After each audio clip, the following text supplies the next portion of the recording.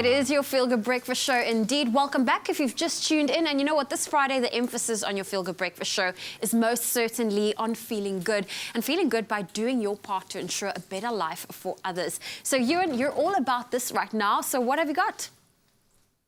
With the world in very uncertain times, it's reassuring to know that there are still people doing their part to ensure a better life for others. One such person is Cape Town's very own Amanda Mamase.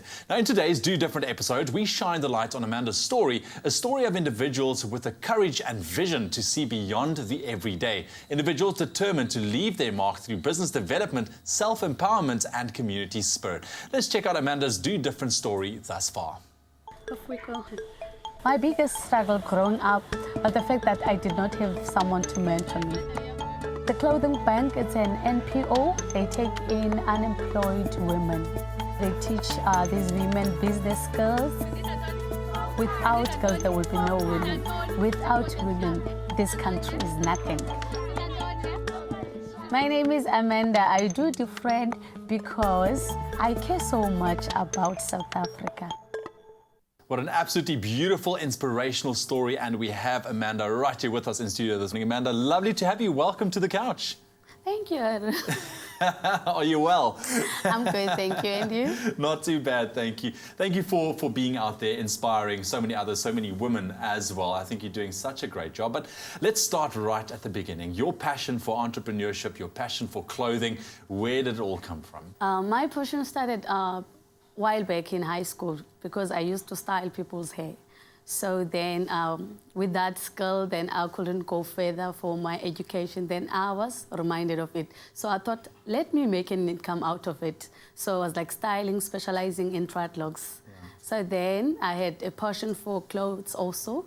I could just dress up, then I felt myself. Eventually I met a family friend that told me the whole story behind the clothing bank. That's when I applied. Talk to me about the power of clothing. I mean, this is something that you work with every day. How can clothing affect the lives positively of so many out there? Our clothing has its own power. Remember, it has this stimulant that can make us feel different or look different. It can give you a sense of identity. Remember, people perceive who you are because of the way you look, the way you dress. Let's look for an example in corporates. They dress in suits. If then I could come to you dressed up in, let's say in tracksuit, then you'll assume that I'm a gym person. However, then if there is a character within me that I wish to dispose, then I can just easily pick up a garment and wear it. It can give you a certain identity, a freedom of choice, if they indicate who you choose to be. Now, you mentioned the Clothing Bank. Talk to me a bit about the Clothing Bank, exactly who they are and how have they helped you to grow your business successfully? The Clothing Bank, it's an NPO.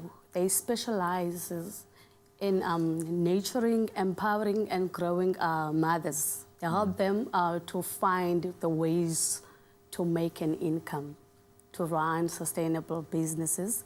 They've got a 2-year project of it is enterprise development in partnership with Woolworths.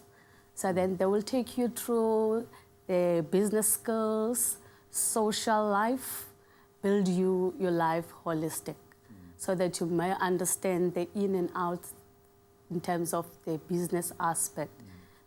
Then they kind of got this warehouse where you can go and buy stock on a stock price, then you can resell in terms of making your own shop or your own boutique, whatever you call it. So they make you find your path in terms of entrepreneurship. Now, when we talk about enterprise development, why do you feel that is so important, taking a look at the situation right here in South Africa? For me, it is very important, especially in the Black communities, because they introduce it to us. So we've got chances of accumulating income for us, being independent. Otherwise, without it, then I don't see future in the Black markets.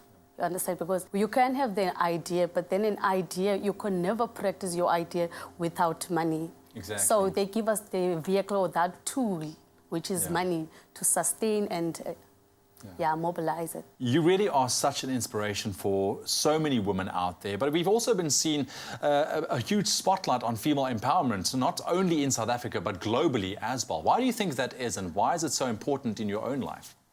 It's very important for me because half of our population is women. So if we don't grow or give women platforms to work on, then we don't play justice in our country, because then men are few, women are plenty. So if we nurture them and empower them, there's a lot that can be done. When it comes to manufacturing, so we can venture to that as women, then we can take South Africa further. Yeah, absolutely. I love that. Now, this whole series is really about doing different. How do you do a difference? What inspires you? What inspires me is to see women out there excelling in various fields. And on my business side, my inspiration comes from me making a sale or closing a deal, because it means two things for me. I've managed to make money for myself and I've met someone's need. Thank you for sharing your story with us this morning. Keep up the good work and keep up inspiring. What an absolutely beautiful story this morning on your Feel Good Breakfast Show. So important to encourage business development, especially when we see what it can do for local community as well as national development. Our thanks goes out to Amanda Mamase this morning. And if you want to know more about Woolworths' Enterprise Development Program, be sure to check out our Expresso Morning Show Facebook page. You'll be glad that you did.